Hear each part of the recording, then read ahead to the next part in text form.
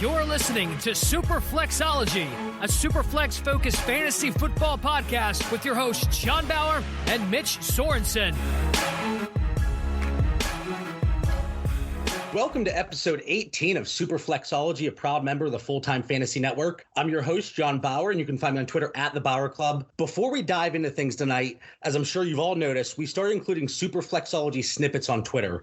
And we know that everybody doesn't always have the time to sit down and listen to an entire hour-long show, or every topic or player just isn't relevant to every single listener. And that's all right. Through our partnership with Clipcast, and that's clipcast.app, we'll be providing clips of every single topic we discuss on each show. So if you specifically only wanted to listen to us talk about Stephon Diggs and Adam Thielen from our last episode, you can do just that. If you listen to a clip and enjoy it, by all means, check out the full episode. We're not going to be upset with you. And that's available on iTunes, Spotify, Stitcher, and then directly on the fulltimefantasy.com network. So, Mitch, it is Thursday night. Finally, we have some football and some actual news to talk about.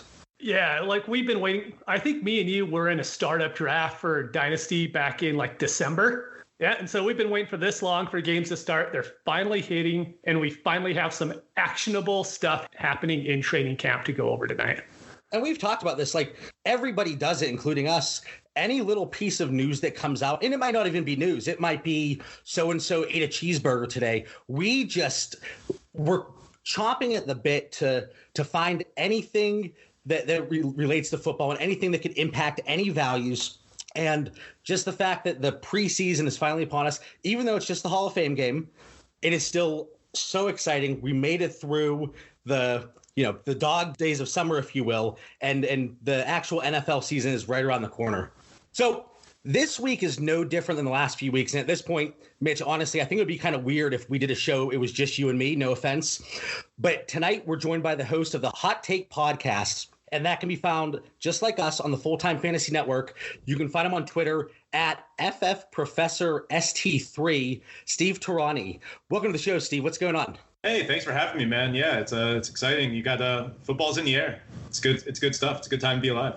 Thank God, because again, this summer, it's great. You like the good weather, but it is absolutely dragging. I cannot wait for fall to get here and the actual regular season to start. So, Steve, before we jump into things tonight, why don't you tell our listeners a little bit about yourself? How did you get into fantasy football? How did you get into, contributing? Tell us a little bit about yourself. Yeah, I started seeking out my degree in journalism at UMUC in Maryland. So that's kind of like my first dive into. I always knew like I wanted to get into sports journalism. So I moved to Los Angeles in 2014. I actually wrote for LakersNation.com for Los Angeles Lakers for 2014-15 season. So that was my first taste into like covering sports. But to be honest with you, man, I was living in New York. I was on the subway at like 4:30 in the morning. Like I would have a 5 a.m. shift every day, get on the subway. I don't know if you guys have ever lived in New York, but that's pretty grueling to be on the subway at 4:30 a.m. like every day. That sounds miserable, to be honest with you. It sounds awful. Yeah, I mean, it's not ideal. And I would be listening to, fantasy football podcasts. I was very, very deep into fantasy football with, just home leagues and things like that. But I knew that I wanted to get back into the journalism side of things. I was still trying to write and things like that. But, I was listening to Joe Pisapia on the Full 60, him and Jake Seeley on Target, actually. It was on Target. I'll never forget, like, always listening to that. And I'm like, man, I'm ingesting way too much football content to not get paid for this. I need to actually get my foot in the door. So I actually got into contact with Pat Mayo and Nando DeFino, and Pat actually pointed me in that direction. I started writing for Roto Experts, and then I wrote for Fantrax for a year. And that's when the Hot Take kind of took off. That's awesome. And like I said, you're on the Full-Time Fantasy Network, just like us. It's great to have a fellow network mate on the show with us. So again, thank you so much for joining us. And let's jump right into it. Training camp, so many stories and so many things. Like I said, we were grasping at straws, trying to see anything that would impact values, whether it's redraft, dynasty, we look at best ball. So tonight I want to talk about some of the more interesting training camp stories and kind of look at the short and long-term implications. And Mitch, this first one, it's something that you wanted to talk about. And I like it because as soon as he was picked up by the Patriots this offseason, I went out and he was waiver wire fodder, and he could be had for absolutely nothing. And that's Maurice Harris. And it's funny because being an undrafted free agent, spending a few years in Washington, at times throughout the seasons, he showed a little bit of life. And I know they didn't have a very strong wide receiver core and they were kind of in shambles, but he was able to produce, maybe not often, but at least a week here, a week there. And even in many leagues in Dynasty, he's still unrostered. So back in March, he signed the 1-year deal with New England, minimal money. Mitch, what do you think about Maurice Harris? Is this somebody that we should keep our eye on? And again, we'll look at this from both a Dynasty and redraft perspective, but what are your thoughts here? Yeah, tell me if you've ever heard this before. A free agent goes to New England after leaving a very badly ran franchise who didn't give him a tender for the restricted free agent. He goes to New England for super cheap, and all of a sudden, he looks like their best wide receiver right now in training camp with Edelman out. This happens time and time again, man. I really like him. And one thing I didn't really notice that he was 6'3", and that kind of surprised me because we talked last week about how N'Keal Harry could be their only big red zone threat. And if Harris is actually playing well and he sees the field, I think he could be, right there with Harry. All right, well, my first question for you, again, we've seen New England do this time and time again, like you said, but we've seen them bring players in for basically no money, 1-year deal, and then before the season starts, they cut them loose. So, Mitch, is he a lock to make the team, do you think? And I think the biggest reason why wide receivers have a problem is they can't understand the complicated offense that's there. But so I guess his wife comes from a huge football family. So I was reading this and I guess she just helps him and he has the offense completely mastered now. He has no issues lining up in a slot or outside. And I think he's going to be perfectly fine. He's not going to be one of those guys who we've seen it before where they get wide receivers and they can't understand the offense and they just never turn out there. Steve, I'm going to throw this over to you. I've read from multiple New England beat reporters that he is the best wide receiver in the preseason, in training camp thus far. Are you buying the hype? Not really. I can't jump on board. He should definitely be on your radar. At this point, there is a lot of depth actually at the wide receiver position for New England right now, but there's no one that's really can separate themselves besides Julian Edelman at this point. We know N'Keal Harry, a first-round pick, and we obviously in fantasy Twitter world we love the player in N'Keal Harry, so we expect big things of him. Maybe not quite right away. Obviously, he might get a slower start, but you never know with Tom Brady. So then you got a bunch of guys. You got Demaryius Thomas, who coming off the Achilles. Obviously, we saw him slow down a little bit. You got Dontrell Inman, who has shown flashes and a couple of good offenses in the Chargers a couple years ago, and then last year with the Colts. Then now he finds himself with the Patriots. It's this guy just keeps getting thrown around to the really good offenses. And then we got Philip Dorsett, who I look at as kind of he's the speed guy. And they don't really have a lot of speed based off the names I just named. So it seems like Dorsett has a home there. He's the longest tenure guy besides Julian Edelman in this receiver corps. So I expect him to be slotted and ready to go for the season. So then, it depends. Is he going to make the team? Now, if he makes the team and he can carve out some kind of role, there's interest. Right now, my interest is very low on Maurice Harris just because of, like you said, he might not even make the team at this point. So we really have to kind of pump the brakes. Right. And just like you mentioned, Philip Dorsett, and like we said that Maurice Harris, he's shown flashes at times when he was in Washington. Dorsett did the same thing. He had very few opportunities last year, but when he was thrown into it, I think he did really well. He had a few red zone targets for Tom Brady. And I don't want to say he was his go-to guy, but again, he saw some opportunities when he was given the chance. Now, Mitch, last year, Maurice Harris, he lined up out of the slot 48% of the time, which actually surprised me because I thought the number would be a lot higher. Now, we look at a player like Julian Edelman, that number was 67% last year. Do you think it's going to take some type of, I know Julian Edelman, he's going through the thumb injury right now, and most likely he's not going to play in any of the preseason games. But we've talked about this before with veterans like him, the connection he has with Tom Brady. That's not extremely critical. It doesn't really matter if he's playing in the preseason. But do you think for Maurice Harris to see an impact during the actual NFL season and be fantasy relevant, that it's going to take an injury to Julian Edelman or maybe, another suspension? Or do you think he could have standalone value? Again, let's assume in this situation he made the team already. What do you think? Yeah, I don't think he'd take the slot over Edelman for sure. So he would have to be on the outside, opposite of Harry. And it could happen. This is the big thing about him is he's free in almost every league, even my redrafts. He's still just sitting there. And so I don't mind picking up someone like him because I'd probably be cutting maybe Keenan Cole or something like that at this point. So I'd rather have someone like Harris in the Patriots offense than someone like Cole in the Jaguars offense. Now, I think if there is a Julian Edelman injury or he misses time for any reason, Maurice Harris actually had an 83% catch rate out of the slot last year. When he was outside, it dropped to 50%. And Mitch, we've talked about this on previous shows, and we've looked at other wide receivers, and it's typically around a 10% drop, 10 to 15% from a slot receiver when they're in the slot and they get moved to the outside. This is a 33% drop. That's quite significant. But again, even with Julian Edelman there last year, Chris Hogan saw substantial time out of the slot. Now, a lot of it was in the first 4 games, but he was still sprinkled in even with Edelman there. So I think Maurice Harris, he does have some standalone value, even if Edelman's there. But I think this is one of those situations that if he does make the team and if Julian Edelman misses any time, he's a guy that you need to focus on and possibly, look to pick up off of waivers if he's out there, whether it's Dynasty or redraft. Steve, you kind of answered this question already, but at this point in Dynasty, do you think he's a sell, buy, or hold? He's a hold if you have a deeper roster in Dynasty. I think most Dynasty rosters are pretty deep where you can have a slot for him. But yeah, it depends on the size of your roster, really.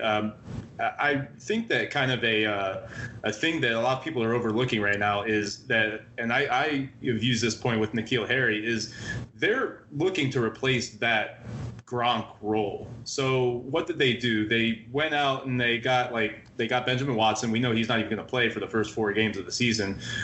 So they got a couple pieces at tight end, but they didn't get anything like a splash play at tight end. They don't have that inside presence. They of course have Julian Edelman in the slot, but they don't have that big inside presence that they've always had, for a good portion of the last decade. So there is a role for a bigger slot wide receiver that could play closer to the line. Now, that could be N'Keal Harry.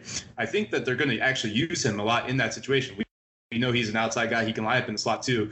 He did a lot in college. So I think N'Keal Harry is going to line up closer to the slot or closer to the line than people think. Now, if they find that Maurice Harris, as you mentioned, he's at over 80% in the slot catch rate, they find that he's excelling in that position. He could have a role on this team. It doesn't have to be just, Julian Edelman is getting slot work. There's no other, room for him. They use Danny Amendola and Julian Edelman both in the slot a lot. So, look, the reports coming out of camp, you obviously have to deflect some of that and take in some of it. He should certainly be on your radar. I just think that it depends on how deep your roster is. I just wouldn't be drafting him in redraft unless we know, he has a role carved out. All right, well, you kind of got into my next question there, so I'm going to throw that to Mitch. Mitch, he's currently going right around the 19th round. So, again, if you have deeper rosters in redraft or best ball, again, 19th round, are you willing to take a gamble there, Mitch? I would wait at this point, but I would, like you were saying, it really depends on the depth of the roster. It's something I'd look into, but at that point, I'd probably just grab like a backup running back, like we've talked about, Alfred Blue, someone like that, and hope that he sees something, and then maybe pick up someone like Harris a little bit later. Yeah, he's a great 18th round pick in a best ball league. Like if you're doing play draft and you're at the 18th round, 17th round, sure, why not throw it? There's a lot of wide receivers you could throw darts at, and I think you guys have alluded to it. Being in this Patriots offense is pretty good. So look, if they find a role for him, he could definitely be of value, but it just really depends on the league size, of course, or right. The roster size.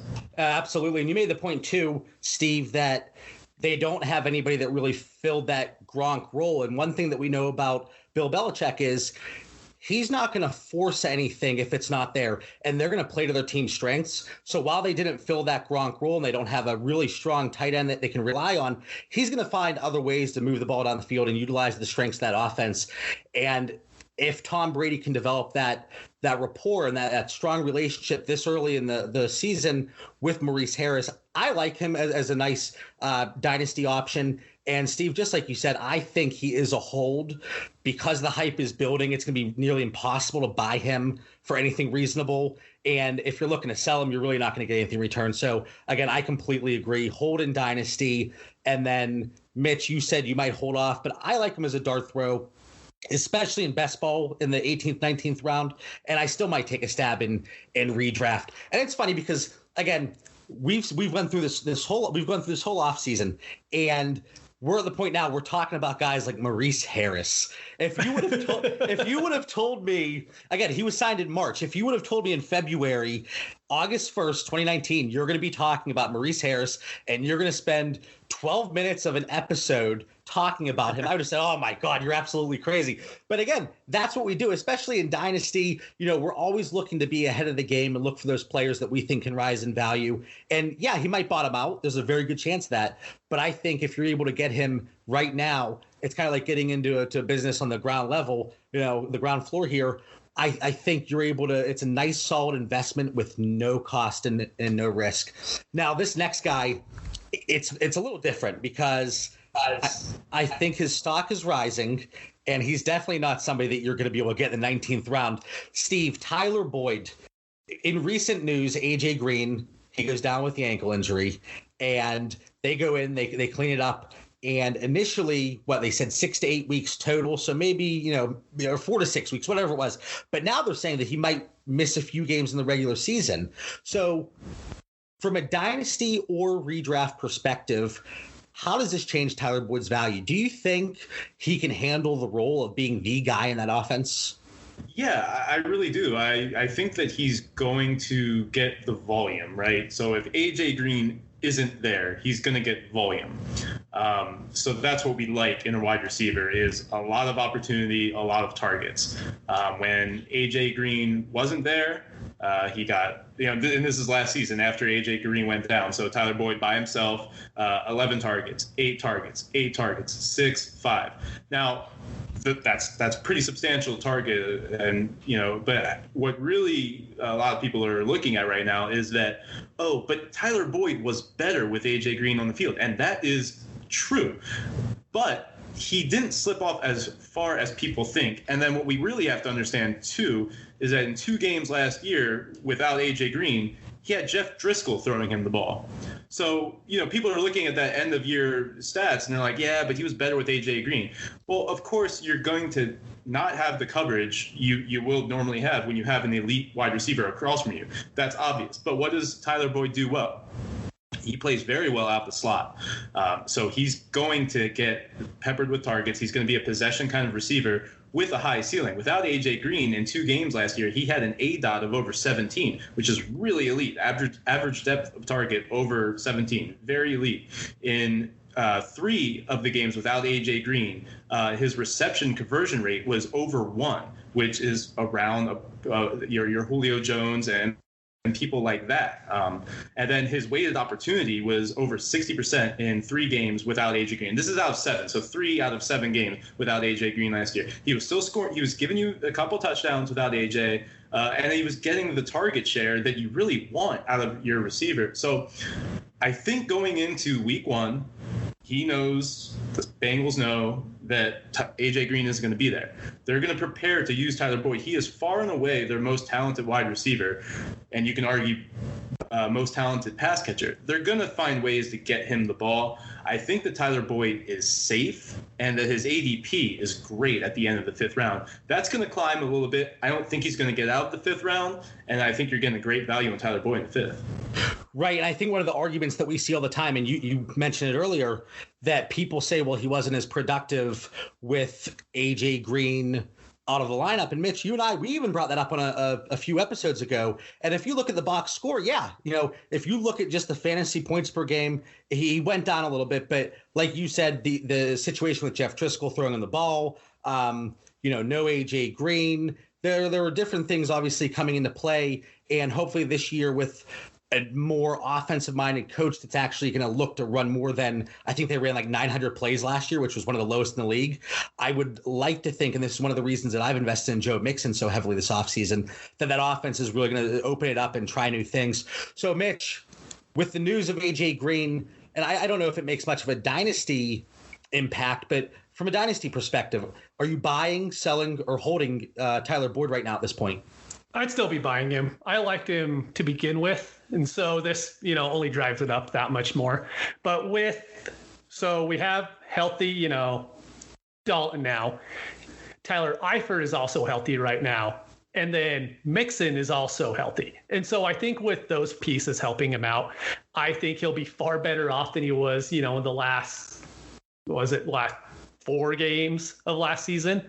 So I still definitely think he's a buy. He's not a sell. That's for sure.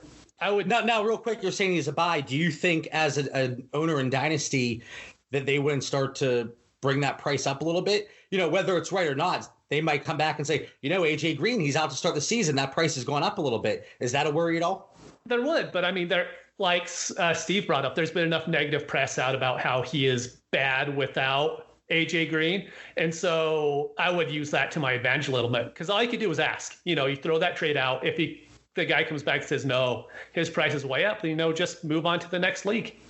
And out of your 22 leagues, you have a lot of options. You could just bounce from one league to the next. Yep, that's the best thing about it. All right, Steve. So redraft. Right now he's going wide receiver 27. Do you think that shifts at all based on the AJ Green news? And if it goes, wide receiver 24, 23, would you still be buying? Do you think that's still a good value, even if it gets bumped up a few spots? Yeah, I do. Because, we still have to expect A.J. Green to come back. So whether he's 100% or not doesn't really hurt Tyler Boyd that much. Because if you have Tyler Boyd on your team and then A.J. Green comes back, well, then the defense is going to have to adjust accordingly, no matter if he's 80%, 70%, whatever. So then that only helps Tyler Boyd because, as we've talked about, he's better with A.J. Green on the field. So I'm looking at it like this. Let's say A.J. Green misses 3 or 4 games. You're getting a lot of volume from Tyler Boyd. You're going to love that. He's going to be a great wide receiver 2 or wide receiver 3 for your team. Then when A.J. Green comes back, well, then we're seeing the upside that we saw last year, and even more so because, like you mentioned, Zach Taylor is coming in. So this offense should be actually more vertical. And so that is all good things for Tyler Boyd. So I'm thinking a lot of volume without A.J. Green, and then when A.J. Green comes back, it's high ceiling, just like you saw in the first few games of the season where he had 91 yards, 132, 100 yards. He was getting peppered with targets with A.J. Green on the field. He was getting peppered with targets without A.J. Green. I think he's a safe wide receiver, and I think there's a lot of upside. So there's a floor built in with his slot, being a slot receiver, and then you have the upside of his playmaking ability. We saw it at the end of 2017 in that game against the Ravens where he just took over that game, and it was a big comeback that was very controversial for the Ravens because they needed to win that game. Tyler Boyd destroyed them. Last year was his breakout. That's how I'm looking at Tyler Boyd. It was his 3rd year breakout. It was real. I'm feeling good about Tyler Boyd, especially when you consider the players around him in the ADP. I think that he's going to outproduce them, kind of like DJ Moore, who I guess we're going to get to in a little bit here. little foreshadowing there, and yeah, again, his current ADP in redraft, wide receiver 27. That's a smash for me. I actually took him the Scott Fishbowl 9, and I think even if it goes up a few spots, he's still going to be a buy for me in redraft and in Dynasty. I'm definitely not selling in Dynasty right now. And, one thing I think we need to look at, he was kind of thrust into that wide receiver 1 role last year when A.J. Green went down. At this point, he's able to go into the season with that mindset, and they're able to game plan that he is the wide receiver 1 going in because A.J. Green, he's going to be out for a few weeks. And I think that's going to make a difference as well. I think, mentally and both from a game planning standpoint, it makes a difference when you're able to go into the season in that role as opposed to being thrust into that situation. So I think it's kind of a 3-0 here. We're all kind of on the Tyler Boyd train, and we're feeling comfortable with him, in 2019 and beyond. Mitch, this backfield, and again, I think we talk about this team every show, and we might have to go 1 week without talking about them, but it's not tonight. The Devin Singletary hype is real. We see the beat reporters coming out saying he's getting touches with the first team, and fantasy Twitter explodes, including myself to an extent. I think I've had a few tweets about this, but let's look at the first part of this. You have two aging veterans on this team. You have Gore and McCoy. Is there any chance, and this was a big talking point, a big selling point as to why Devin Singletary was going to pop right away. Do you think there's any chance at this point, August 1st, that these two guys, or maybe one of them, gets cut? See, we talked about this, I think, like 2 months ago. I think we were both on the McCoy's going to get traded or cut because he has that $9 million in, I think it's $6 million in cap and like $2 million in dead cap, one of the two. Yep. But we were pretty hard on that it's going to happen. But at this point, I just don't think it is anymore. They really don't need the cap space. They have $22 million, and then next year they have like $60 million. So it's not even like they need to roll over that extra $6 million into next year. And I think what I've noticed, I could be wrong on this, correct me, but usually when you have these vets like this, they'll get cut pretty early in camp, not late in camp, so they could go and try to sign with, a contending team for the vet minimum and try to get their championship.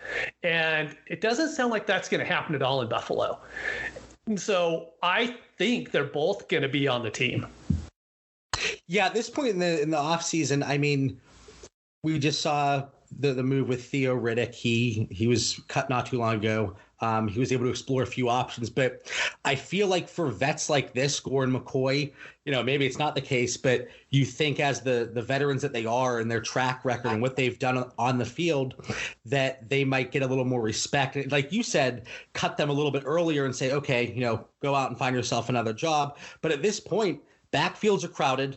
There aren't many opportunities for them to go land another job. Many say Tampa Bay is still available, but I think because they're both going to be there, I agree. It's getting to the point now, I don't see them getting cut. For me, I think Singletary, this even makes him more of a dynasty buy because we know, again, dynasty, we say this all the time, it's such a long-term game, but short-term news and in situations impact dynasty so much, probably more than it should. But with a crowded backfield, I think Devin Singletary, he's somebody that he's not going to make an immediate impact if Gore, McCoy, and we'll get to him later, but TJ Yeldon, if they're all there, that's a crowded backfield. And I think it's a great opportunity to go out and buy Devin Singletary. Now, looking at it from redraft, Steve, since it is a crowded backfield, do you think there's any value in Devin Singletary? Yeah, I still think You seem really hesitant there. Well, I think that he could be worth a late round flyer. I mean, that's as simple as it is because we know that eventually they're going to want to see what they got in Devin Singletary. One thing is Frank Gore is not dead yet. He got 156 carries last year and 722 yards. I mean, it was actually the first time since 2010 he didn't see 250 carries. I mean, it was ridiculous, the streak that he was having. So it had to end sometime. But he still had 722 yards last year. It's ridiculous for Frank Gore at age 62. So the thing is with LaShawn McCoy, and at this point it doesn't seem like anything's going to happen, it's nice to have LaShawn McCoy on your team. It's good, especially with Josh Allen coming into his second year, to have that sort of security blanket, because LaShawn McCoy is still one of the best pass-catching running backs in the league as far as knowing how to understand blocks, schemes, and getting out at the right time and being still very shifty, even at his age. I think he's only 30, right? He's either 30 or 31. I think 30, yeah. Yeah, so, I mean, he's not Frank Gore, so he still might have a little bit left in the tank. How much? Probably a half a season's worth. And I think that's when we're going to start seeing Devin Singletary a little bit more. So it's going to be tough to roster him in redraft because if you draft him with your last pick, you're really going to have to just hold and wait. And that's a roster spot that you're just eating. So that's why I hesitate with the redraft because, yes, I think that there's value later, but maybe you shouldn't draft him. I think that he's just someone you're going to be able to pick up eventually in 12-team leagues, because what's going to happen is people are going to draft him potentially, but I don't think he's going to get much usage early on. They are going to use Frank Gore and LaShawn McCoy as long as they're there, and they're still trying to like win games. Then it's going to be like they're 3-5 or whatever, or maybe not 3-5. That would probably still keep them in the ballpark. But once they're kind of like, okay, we're losing some games, then Devin Singletary is going to get his run, and he's a great dynasty buy right now. I agree with that 100%. I think you should draft him. He's still great value in dynasty as of right now if you're doing a dynasty draft. So he's a great dynasty hold right now and potentially buy. And I just looked it up. LaShawn McCoy just turned 31 in July. So we were close. We were right there. Oftentimes we'll look at these running backs that people deem league winners, whether it's redraft or dynasty. And it's these guys that come on at the end of the season, whatever the reason is, whether it's an injury, a suspension to a player, or, maybe it's a team that's out of contention, like you alluded to, and they're looking to see what they have. Steve, do you think there's any chance that Devin Singletary is that league winner? Let's say they go 2-6, 2-7, and they're probably going to lose a lot of games this year, but let's say they get to that point and they do look to see what they have in Devin Singletary. Do you think he could potentially be one of those league winners like we kind of saw with the Damian Williams last year? Yeah, I don't think he will. I don't think he's that kind of guy at this point. He's coming out of a small school in Florida Atlantic where he was able to overpower guys at 5'7", 206, and then his 40 times 4.6. He's not really doesn't have like that kind of breakaway speed. His burst score was low. His speed score was low. All of the metrics were very low for his size. I don't see him quite being the NFL fantasy football league winner type of guy, but I do see him as potentially having like RB2 with RB1 upside, which if that's your definition of league winner, then he could potentially have value if LaShawn McCoy goes down or he's just not producing and they're like, we're out of contention. That's when, he'll have value. So I think that's, there's definitely argument to be made that, that could be a league winner itself. I mean, we remember Tim Hightower a few years ago when he came on for the Saints. That was a league winner. Now, he was putting up RB1 numbers pretty much every week. I just don't know if Devin Singletary would be able to do that. Of course, there's upside with Josh Allen and that offense, the run-pass option. Maybe Singletary can thrive in that system. I haven't seen that yet with him, so it really remains to be determined. I wouldn't consider him a league winner by any means. My biggest worry, and I tend to agree with you. Again, I'm a huge Devin Singletary fan. I love his long-term upside and the opportunity that he's going to have eventually. And it's a little dangerous to talk about this. And Mitch, you and we talked about this before, looking at strength of schedule and how it kind of shapes up with the opponents, from last year. They have Pittsburgh and New England late in the season this year. And I don't know if those are the two teams that a young running back necessarily is going to be successful against, especially even though I love him, with a young and improving quarterback, like Josh Allen. But going back to the dynasty perspective, let's say that Gore and McCoy do stay on this team. Who better to learn from than two veterans like that? Frank Gore, I think he's a Hall of Famer, and some people say he's just been healthy and mediocre for so long. But I think maybe not first ballot, and I'm sure that's a debate for another time, but I think he's a Hall of Famer. And LaShawn McCoy, he's just been outstanding as well. And both, they know that they're the end of the road, I think. At least you would think Frank Gore could play for 10 more years. But I think those are two guys that I don't know if there are two better guys on the same team, same backfield to learn from if you're a young running back. Now, we've touched on Singletary, Gore, McCoy. There's one more back that went there to make this a really sticky situation. Mitch, TJ Yeldon, this is a guy I haven't really seen anything about him from camp reports, nothing really from beat reporters. They talk about all three of these other backs getting team touches with the first team, and nothing really about TJ Yeldon.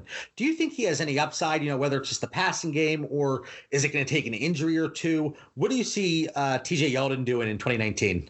I don't see him doing much unless there's an injury. I think he's just going to be a waiver wire guy to where if both, say, McCoy and Gore are out, or McCoy and Singletary are both out, maybe he's going to be an ad at that point. But until that point, I'm not going to have him on any team. Yeah, I don't think necessarily he's going to do anything better than McCoy and Gore if they're both healthy.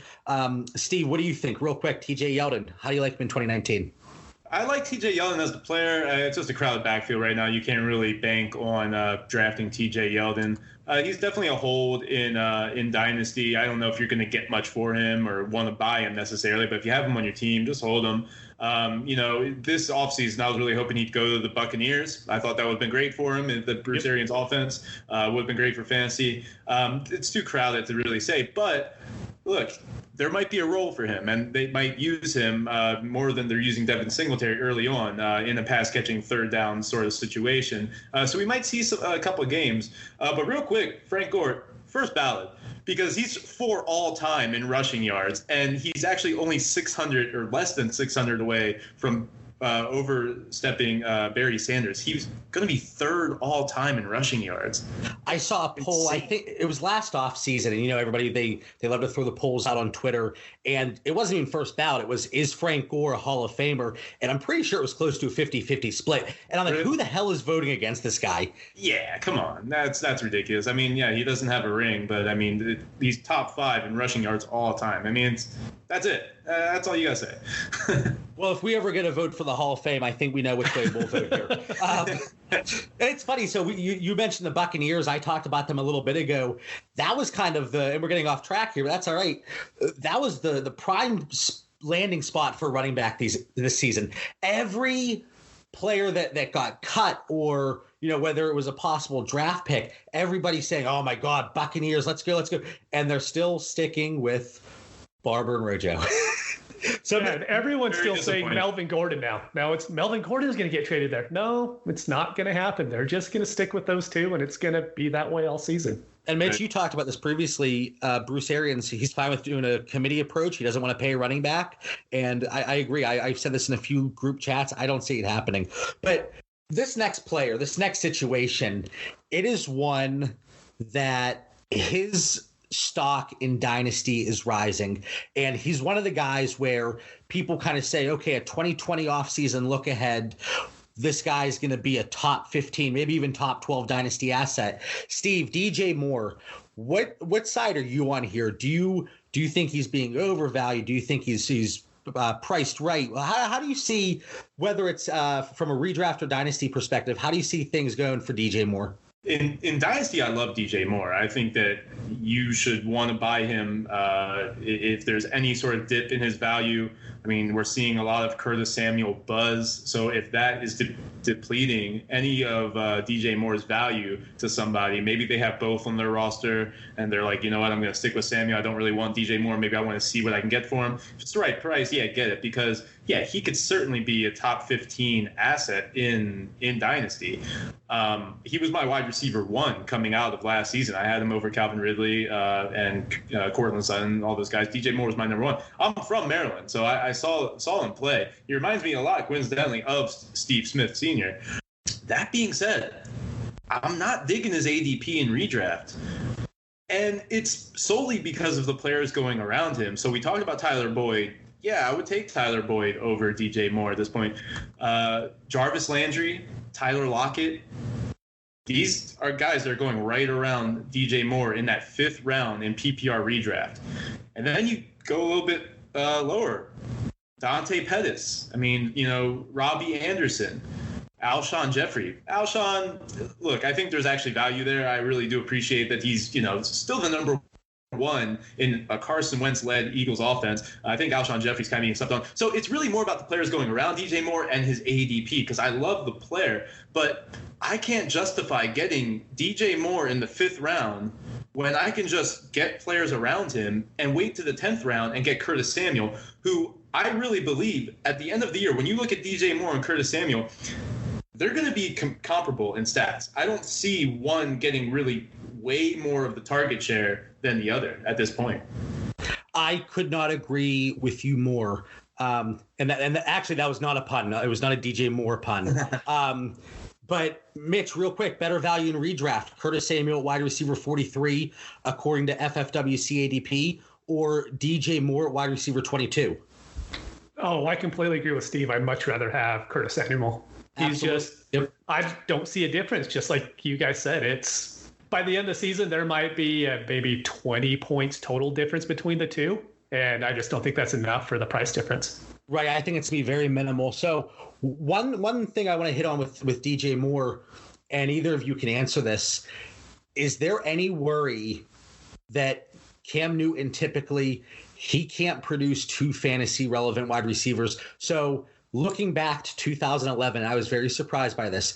2011 was the last time he even produced one wide receiver one, and it was Steve Smith. He was wide receiver 3 that year, and he's had a few wide receiver 13, 14, so right there. So I'm not going to act like it's far off from wide receiver 1 numbers, but the highest wide receiver 2 performance he's put up, wide receiver 38. So do you think that these two they're going to cannibalize each other a bit, or do you think, and Mitch and Steve, you both kind of said that they're not going to be far apart in numbers this year. So either they're both going to be up there towards the top, or do you think they're just kind of middle of the road, maybe wide receiver 3 type guys? Yeah, that's how I'm looking at them. I think one of them could have the upside of creeping into that top 24. I really do think that DJ Moore probably has that upside, but I think that he has to hit on that ceiling based on where you're drafting him, where Curtis Samuel is just going to return value. So that's the difference right there. I mean, last year, DJ Moore had 82 targets in 16 games. Curtis Samuel had 65 targets in 13 games. So very comparable workload. And then the last 5 games of the season, we know Curtis Samuel was coming off the ankle injury. So at the beginning of the season, he started off very slow. He didn't really start doing anything until like week 7, week 8, maybe even a little bit later. But in his last 5 games, he had 40 targets compared to DJ Moore's 28. So he was actually out producing DJ Moore the last 5 games of the season. So we really saw kind of the pendulum shift there. Curtis Samuel has the elite route running that really is underrated as far as him. If you check out Matt Harmon's reception perception, he charts out very well. And I think Cam Newton prefers him as a target right now. So you kind of have to follow the end of the year trend. And it's a little skewed because, Cam Newton had the banged up shoulder. So you could argue, maybe where they were on the field, whatever. But at the end of the day, I think we're all in agreement. The end of season totals isn't going to be that much different to justify a 5-round difference. So I'd rather get players around DJ Moore right now. A lot of value in the running backs in the 5th round too, and then just wait. And if Curtis Samuel's there in the 10th, 11th round, that's just such a better value. You talked about that 5-game sample size, and I know looking at those small sample sizes to end the season is a little dangerous, but even if you go a little further, so from week 9 to week 17 in yards per route run, Samuel beat DJ Moore in that 1.61 to 1.53. He outscored him in strictly fantasy points, 109 to 100 in PPR. Curtis Samuel was wide receiver 20 in that stretch. And you mentioned earlier, you brought up for one of the players average depth of target. And that's another category. Curtis Samuel, 12. DJ Moore, 9 air yards per target. I see DJ Moore as a very target-dependent wide receiver going forward.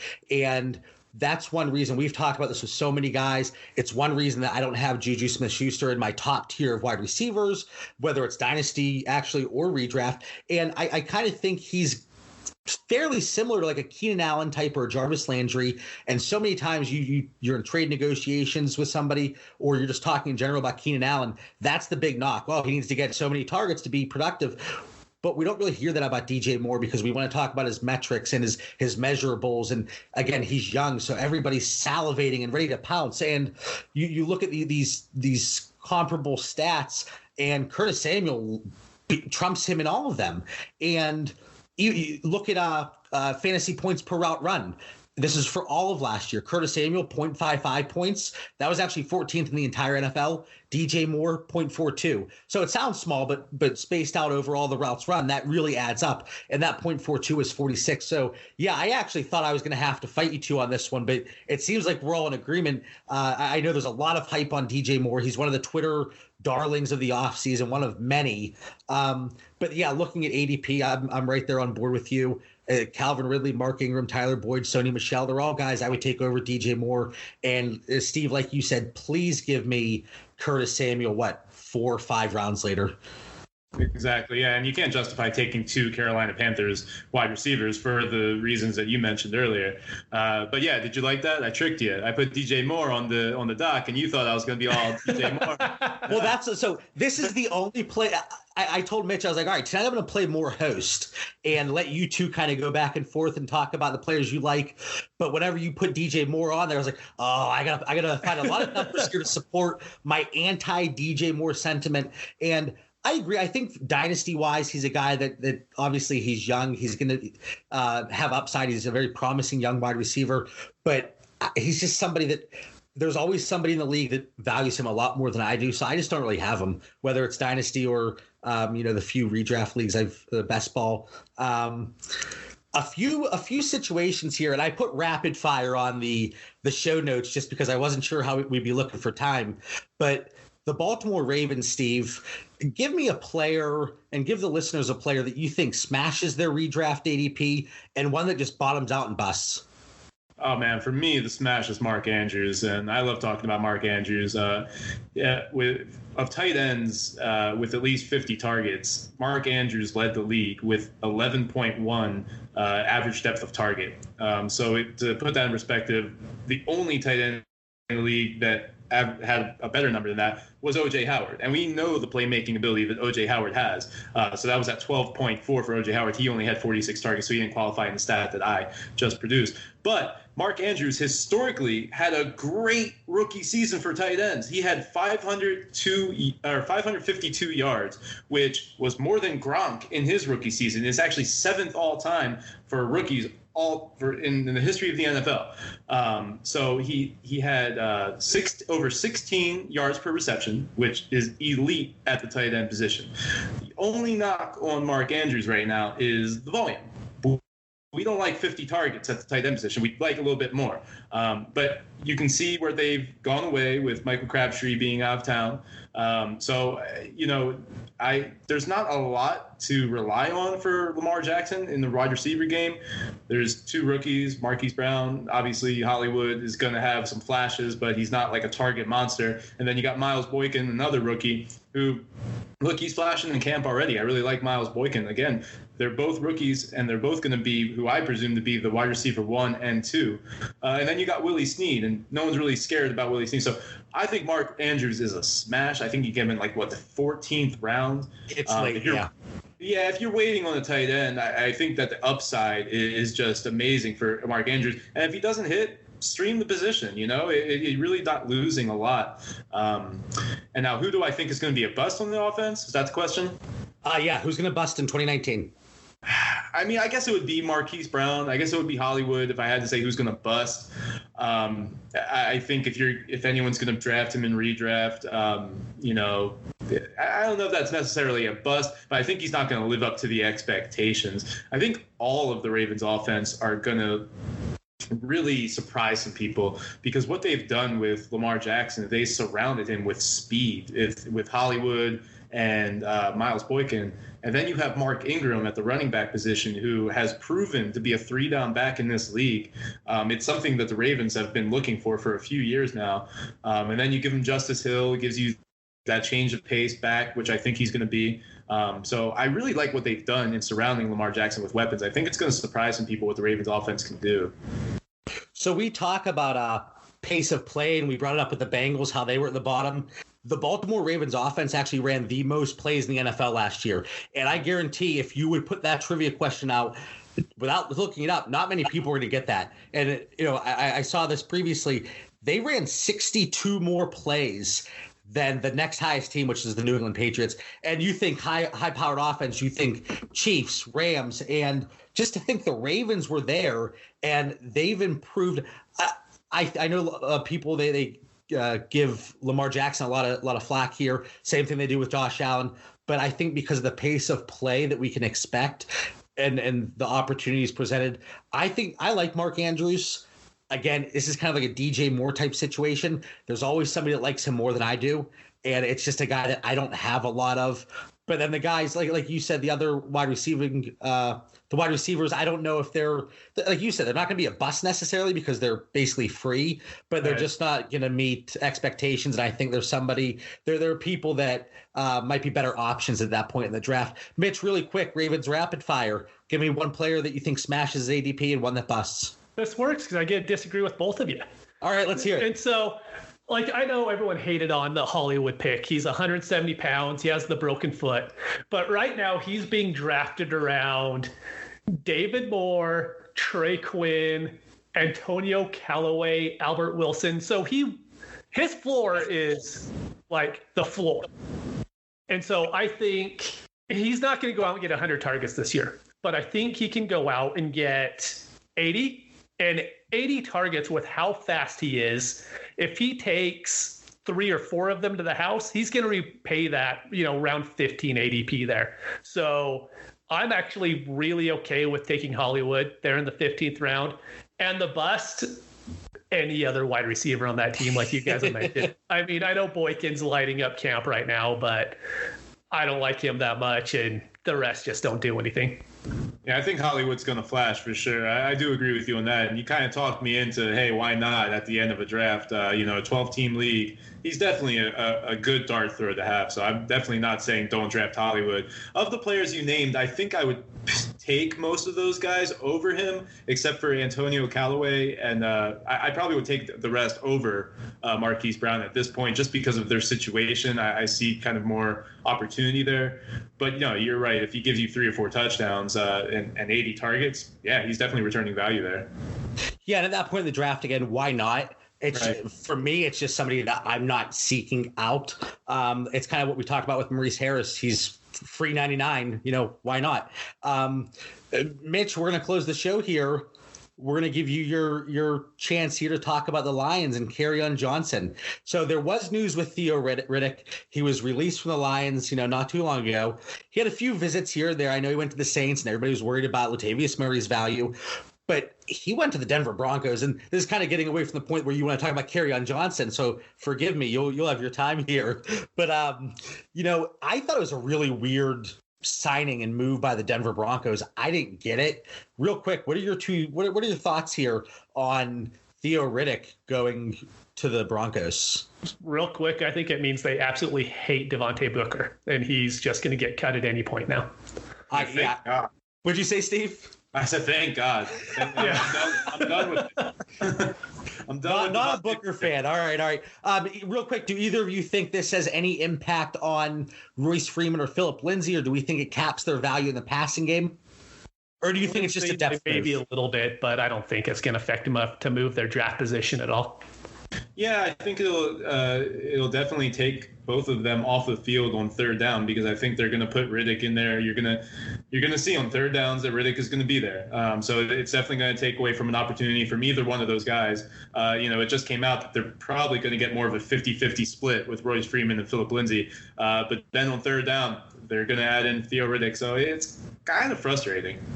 I got into a debate, and Mitch, you're not surprised by this, I'm sure, but I got into a debate in one of my league chats today, and the other owner thought it was kind of ridiculous that anybody should be worried about Theo Riddick, and that Phillip Lindsay, his ceiling's still there. And again, they've talked about the 50-50 split, and they've talked about wanting to give Royce Freeman more of an opportunity. You have the new regime coming in, and Rich Scangarello's coming in, and he runs that zone read offense. And, it favors a player more like Royce Freeman than a Phillip Lindsay. But yeah, Steve, I completely agree. Theo Riddick, Mitch, I know you're kind of jaded because he came from the Lions, but I think he still has upside, at least on third down. He's had almost 70 targets each of the last 4 seasons. To think that he can't steal third down work and cap somebody's upside in the passing game, to me, that seemed kind of ridiculous. I don't know. I'm not saying, Theo Riddick is a must-have fantasy player. He's not somebody that's going to go out there and light it up on a weekly basis, but I think he hurts the players, he hurts the other running backs in that offense more than he's going to help you from having him, if that makes any sense. But I think he caps their upside. So Theo Riddick out of Detroit, Kerryon Johnson. Mitch, should the release of Theo Riddick have any impact on Kerryon Johnson let's go redraft first? Definitely. He was someone who I was saying, as far as even like just dynasty wise real quick, that next year, so August of 2020, he could have been the guy that was getting up to that Mixon range in ADP. And that was right when they signed Darrell Bevel is when I was thinking that. But right after that happened, Patricia and Quinn both came out and said, yeah, he's not going to get all that work. And so I immediately started selling all my shares of him in Dynasty. But so I think this is actually huge for him in redraft in Dynasty now, just because there's really no one left on that team who's going to be out there on third down. They're not going to have Zach Zenner out there. Ty Johnson, maybe, but it's kind of hard to see a rookie coming in taking over that. There's no way CJ Anderson's going to be out there. And so I think they're still going to spell Kerryon a fair bit with Anderson, but I think now when they're playing catch up in the fourth, it's not going to be Theo Riddick out there anymore. It's going to be Kerryon Johnson, where I don't think that would have been the case, 3 weeks ago. So I can see it having an impact on redraft, and I agree because now, again, just like we talked about with Royce Freeman and Philip Lindsay, they kind of lose that upside on the third down, and now Kerryon Johnson's gaining that upside. But from a dynasty perspective, did you see Theo Riddick there beyond 2019, or did you think they were going to bring somebody else in to take that work? Why did them still having Theo Riddick on the roster have any impact on Kerryon Johnson's dynasty value? It's because I pretty much hate Patricia. Okay. And so I had no faith in it, but I don't think they're going to bring anybody else in right now for this year. So hopefully if Kerryon can go out there and show that he can prove it, then they won't bring in, that third down back next year. So you said you were selling off your dynasty shares. Are you now buying back at a premium? I'm trying to. It's not working out very well, but I'm trying to. It's like if you go to a GameStop or whatever and you turn in an old game that you had, and then the next week you go and buy it back at full price. Yeah, it's a hobby of mine. Well, in a few of the leagues that we're in together, I do have Kerryon Johnson. So maybe when we jump off here, we can get into some trade discussions. I won't charge you too much. I'll give you the friends and family discount. Steve, what do you think? I love Kerryon Johnson as the talent. You guys alluded to the Matt Patricia little stranglehold that he has on him, but Theo Riddick leaving definitely opens up some things. So, he averaged 3.9 targets per game last year. In 10 games, 3.9 targets per game. It's pretty good. And then without Theo Riddick, that went up to 5.5 targets per game. I could do math. That's over 80 targets per game if in a full season without Theo Riddick. I'm trying to contain my excitement for Kerryon Johnson, and I think that Patricia will kind of sober me up a little bit in week 1 or 2 because there's a few running backs on this team, but it's hard to believe that, like you guys said, when they're down in games in the third, fourth quarter, why not put your most talented pass catcher out there? Kind of a little worried about Ty Johnson, 6th-round pick.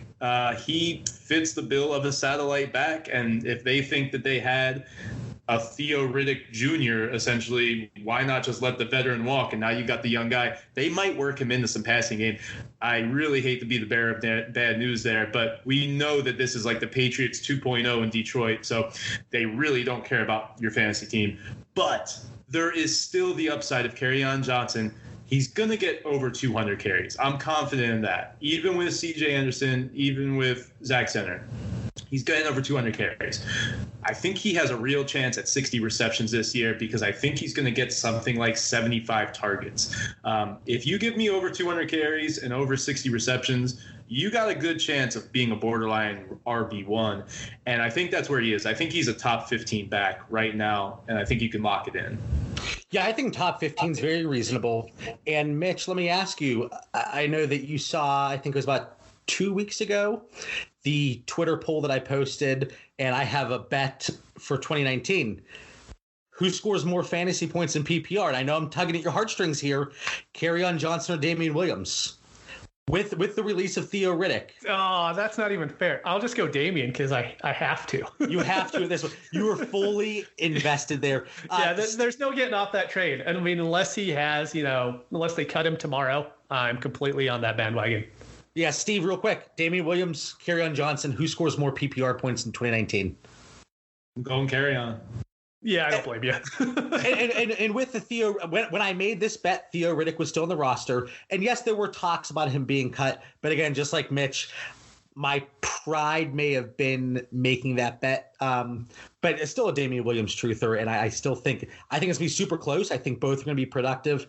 But yeah, still taking Damian Williams. As always, we could have spent hours and probably days dissecting all the camp storylines. And, while Mitch and I, we typically focus on dynasty, I said this earlier, the short-term news, it has a huge impact on long-term values. And dynasty players, we still make snap judgments at times just because of the news that comes out. And I think it's funny because a lot of these guys, Maurice Harris and some of the Ravens receivers and some of the guys we talked about, a lot of them are dynasty holds right now.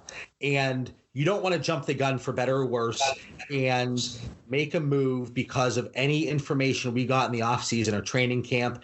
And at least from my perspective, and I think you two might agree, I think that we want to be very careful with the moves we make. And these lower tier guys, they should be holds, and we shouldn't be going out paying top dollar hoping they hit their ceiling. But, Steve, thank you so much for taking the time out. I know you have the podcast, and I think are you doing writing as well? Do you write?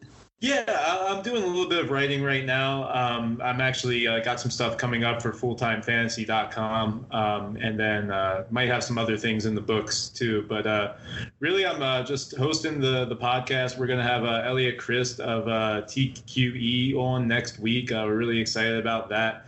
And, we got some good things going on there. On VFSGN.com, we're going to be doing Draft Pros, which is a draft service where you can essentially you have an expert drafting with you during your live draft. So you're on the clock, you're on your online draft, and we're going to be right there with you, video chat, kind of guiding you through your pick. So if you want to use that service or our premium Slack channel, just go to VFSGN.com. You'll be able to sign up for Draft Bros. Yeah, that's awesome. And where can everybody find you on social media? Yeah, on Twitter at FFProfessorST3. I'll be out there just kind of sifting through all the nonsense that I see on Twitter and then trying to add some rationale when I can. And sometimes you get an occasional hot take. Half of the nonsense is probably from me, but that's okay. No, you're one of the good guys. You're one of the good guys. This is me patting myself on the back. Again, Steve, thanks so much for joining us. And thank you, everybody that tuned in. Keep an eye out, like I said, for the Superflexology snippet clips. I'm John Bauer. You can find me on Twitter at The Bauer Club. For Mitch Sorensen at DynoMC. And follow the show on Twitter and Instagram at Superflexology. Have a great night. Thank you for listening to the Superflexology podcast. If you want the latest news in fantasy football, follow us on Twitter at Superflexology, The Bauer Club, and DynoMC.